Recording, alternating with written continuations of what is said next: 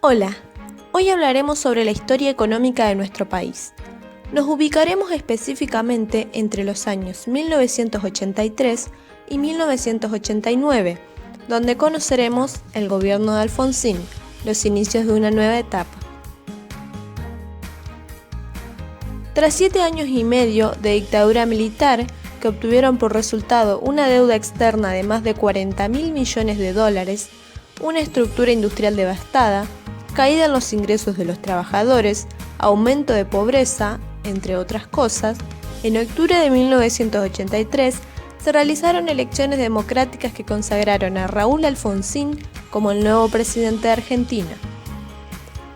Los objetivos prioritarios del nuevo equipo económico, encabezado por el Dr. Bernardo Greenspun, fueron básicamente avanzar en la búsqueda de una solución al problema de la deuda externa, reactivar la economía tras la recesión y la destrucción de buena parte del aparato productivo y reducir la inflación. En primera instancia, el equipo económico diseñó una estrategia que implicaba un cierto grado de confrontación con el FMI, es decir, el gobierno especulaba con la posibilidad de que la Argentina lograra establecer acuerdos con otros países endeudados de América Latina, para presionar de esta forma a los acreedores. Se implementaron medidas económicas como el incremento salarial, la fijación de pautas para precios, salarios, tarifas públicas, entre otras. En el aspecto social se implementaron algunos planes de emergencia como el Programa Alimentario Nacional, mediante el cual se entregaron alimentos a los hogares más pobres. Tras la renuncia de Greenspun, Alfonsín nombró a Juan Vital Zurruil como el nuevo ministro de Economía. A su cargo quedó el diseño del Plan Austral, ideado con el objetivo primordial de contener la inflación. Decisiones similares a las tomadas con respecto a los precios y los salarios se han adoptado para el tipo de cambio. Recientemente se han hecho ajustes al tipo de cambio a fin de hacerlo compatible con la política antiinflacionaria. Dichos ajustes permiten afirmar que la paridad entre nuestra moneda y el dólar ha llegado a un nivel adecuado para estimular la promoción de las exportaciones del país. A partir de mañana, el tipo de cambio se mantendrá fijo a una paridad de 80 centavos de austral por dólar. El Plan Austral contenía 5 puntos fundamentales: el congelamiento de los precios, de las tarifas de los servicios públicos y de los salarios, la reducción de las tasas de intereses a niveles más bajos respecto a las existentes en ese momento, la implementación de una política monetaria y fiscal más severa y restrictiva, es decir, un mayor control del gasto público y de la circulación monetaria, la devaluación del peso y el cambio de la moneda, la eliminación de los anteriores pesos y su reemplazo por el austral. En cuanto al problema de la deuda externa, la Argentina se comprometió a pagar intereses atrasados a cambio de una refinanciación a cargo de los bancos acreedores. El Plan Austral tuvo un importante éxito inicial en lo que se refiere a la contención del ritmo inflacionario, pero, posteriormente, las dificultades para ordenar las cuentas macroeconómicas y contener la inflación evidenciaban la fuerte puja distributiva existente en el país. En cuanto al empresariado local, desde algunos estratos gubernamentales se fueron estableciendo nexos con el denominado Grupo María, en esencia, un agrupamiento de tipo corporativo integrado sobre todo por aquellos conglomerados locales que emergieron con mayor poder durante la dictadura militar. Una parte de estos grupos obtuvo importantes subsidios para erradicar plantas industriales bajo los denominados regímenes de promoción industrial. Por otra parte, la relación del gobierno con el movimiento sindical resultó mucho más conflictiva al producirse despidos, suspensiones y algunos recortes salariales. Se desataron importantes conflictos y la CGT retomó rápidamente su actitud de confrontación. La respuesta del gobierno fue fijar los precios pautados mensualmente, mientras que el tipo de cambio era ajustado en función de la tasa inflacionaria. El Plan Austral se había flexibilizado.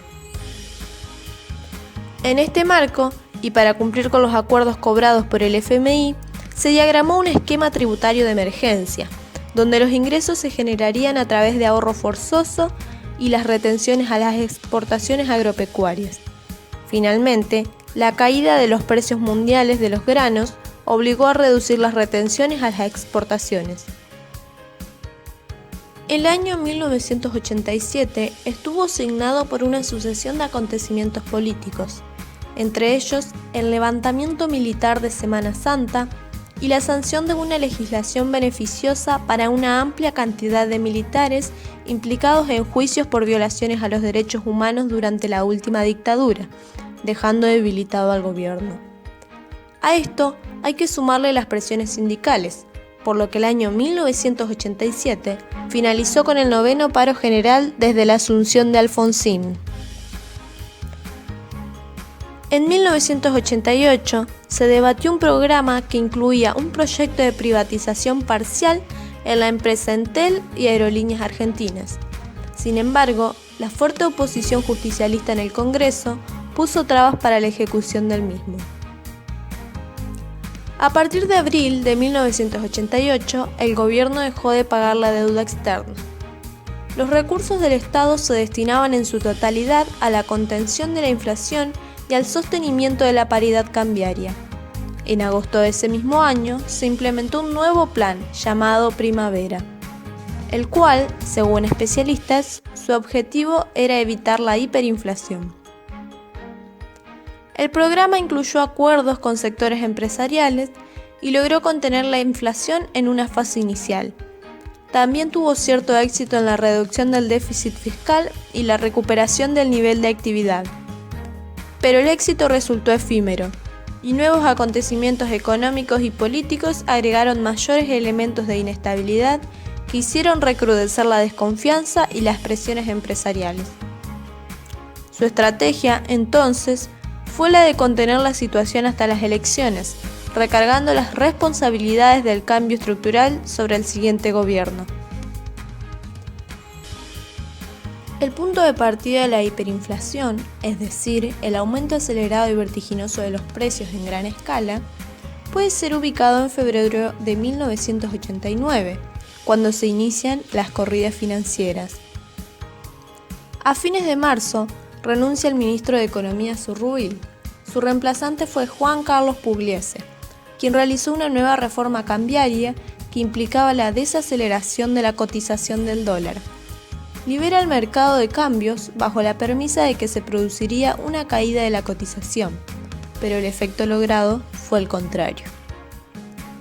Ante el nuevo fracaso, Pugliese renuncia y es reemplazado por el diputado Jesús Rodríguez.